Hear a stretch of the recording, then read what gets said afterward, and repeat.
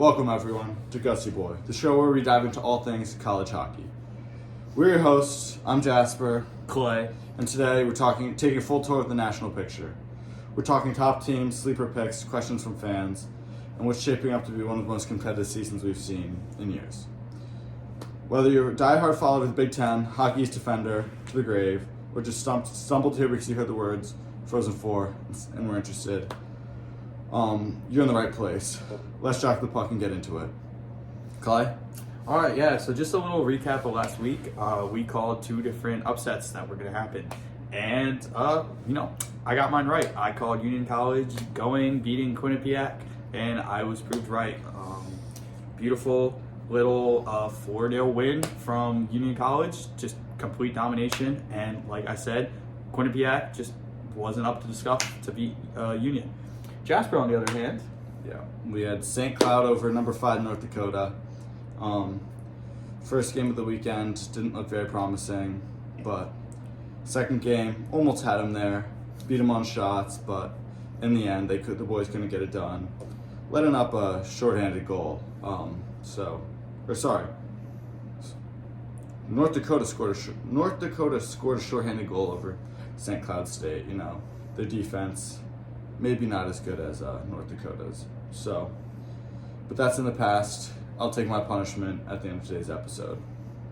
Now we're gonna go into the ranking changes for the week after plenty of good games over the weekend. Couple upsets.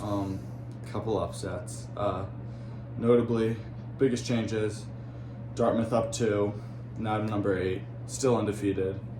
We have Quinnipiac down 2-8. Newcomer Harvard up to number 20. Do we see that coming? Yeah, I mean, I obviously called the Quinnipiac upset. I don't think that they're as good as a team as their record indicated or their ranking indicated, and I think that we saw that. I also think that there were a couple things, Massachusetts raised a little bit there because they got a couple points off Northeastern, and I just think that it was unlucky for Northeastern not to get those points. They outshot them 36-16. That can't really happen. You can't lose a game where you're outshooting them by at least 20 shots. You just have to be able to convert, and I think that UMass got lucky there. Yep. And then we also had the Maine versus New Hampshire games, which, if you're a UNH fan, you're a bit happy with that, but Maine fans dropping 4 after taking 2 losses to an unranked team. Yep.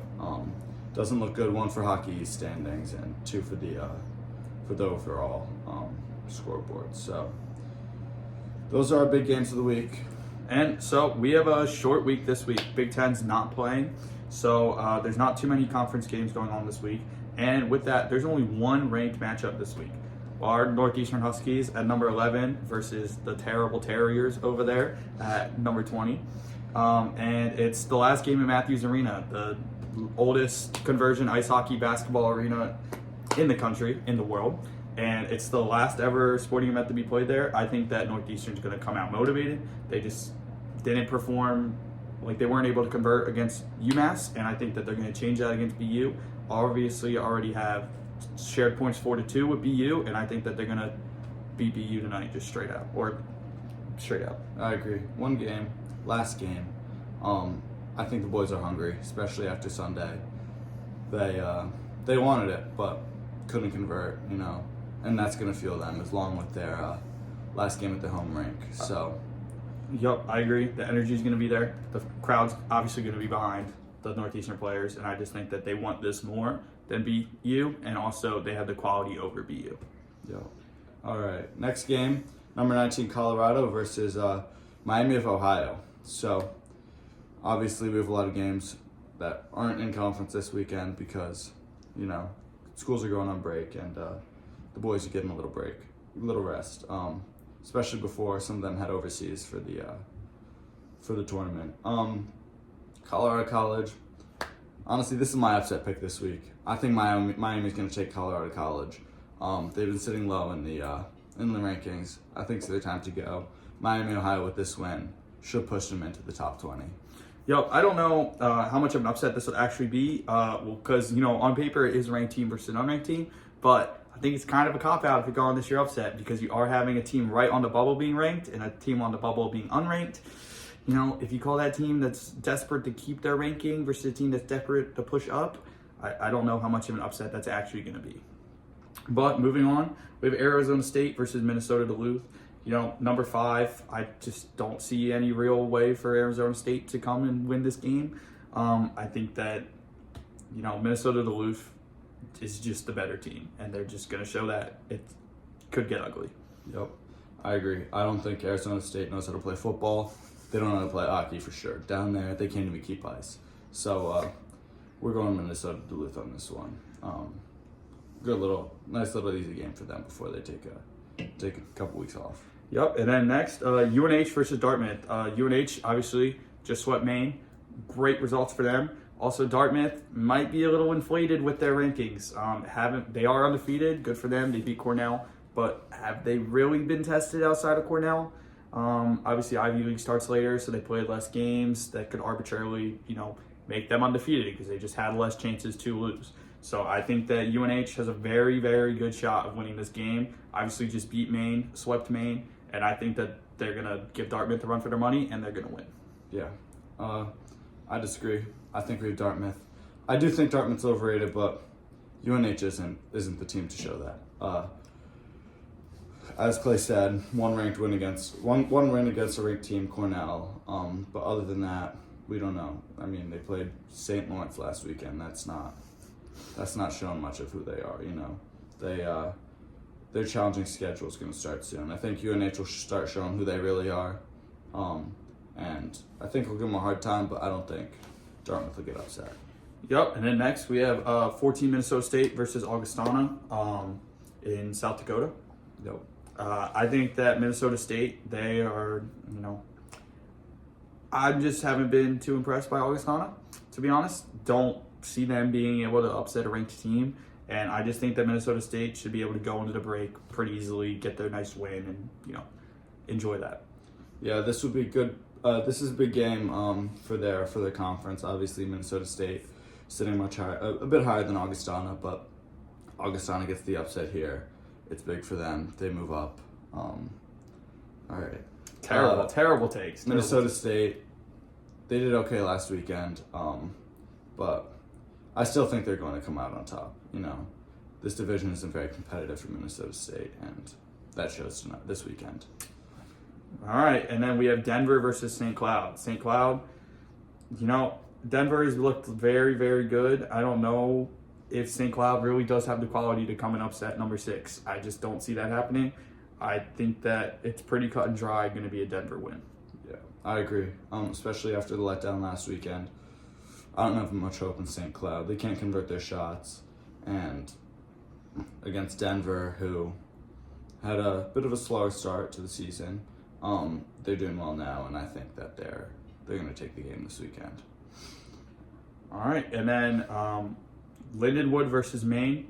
Maine, obviously coming off that sweep loss against UNH. I think that they're going to be motivated. They're going to need to bounce back here, and this winning against Lindenwood can get them great momentum going into the break. So when they come back, they're not like, well, shit, we lost our last game. They're going to be like, all right, we have a win. Let's continue to streak, all right? Like reset after the UNH. I think that this Lindenwood game is going to prove that they are actually a decent team and that they're going to be able to bounce back from that. Yeah, I don't think it's going to be as easy as he's saying for Maine. I think Lindenwood's going to put up a fight. They have a few losses, but most of them are not against very bad teams. They lost twice to Wisconsin. They're 1-1 with Denver, which is impressive. Lost twice to Miami, who I could say is a comparable team. But they haven't really been challenged with some more middle ground teams. So we'll see how they do against Maine, who I think is a bit overranked right now. So I think this game will even out how everybody sees these two teams based off of the results this weekend. Yep, and just to reiterate our upset calls, I have Dartmouth losing to UNH. I think UNH has the momentum after beating Maine, and they're just going to go and upset what I feel is a fraudulent Dartmouth team. Yeah, and I think number 19 Colorado College is getting upset by Miami, Ohio. All right, well, now we're ready for my punishment for last week's upset.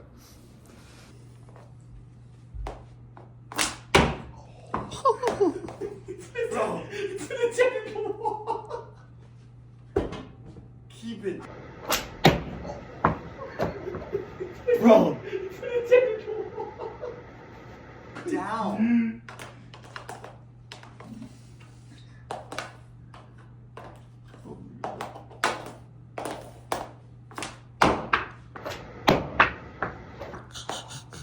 Keep it down. Lower.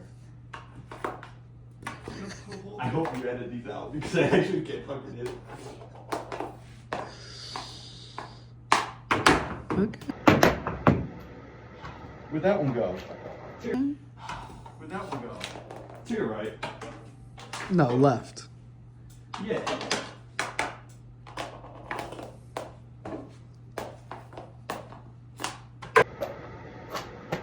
Oh shit. Oh.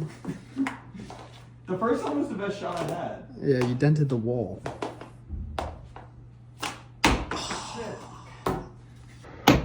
Shit. Bro, that was scary.